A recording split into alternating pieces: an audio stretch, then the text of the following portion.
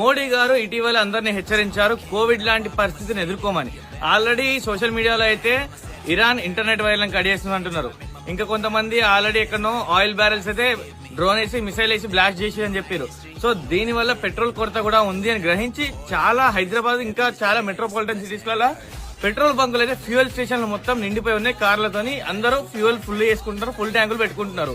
And ఈ విషయం ఇంకా మీ దగ్గర రాలేదు అంటే వెంటనే మీ దోస్తాలకి రీల్ షేర్ చేసి ప్రతి ఒక్కరికి తెలియజేయండి. అండ్ ఫ్యూయల్ ట్యాంక్స్ మీరు కూడా ఫుల్ చేసుకొని పెట్టుకోండి. ఎందుకంటే ఎలాంటి పరిస్థితులు రానుందో ఆ పరిస్థితులన్నింటినీ ఉద్దేశించే కదా మోడీ గారు ఈ మాటలు అన్నారు. कोरोना के समय भी एकजुटता से ऐसी चुनौतियों का सामना कर चुके हैं. अब हमें फिर से उसी तरह तैयार रहने की आवश्यकता है. धीरज के साथ, संयम के साथ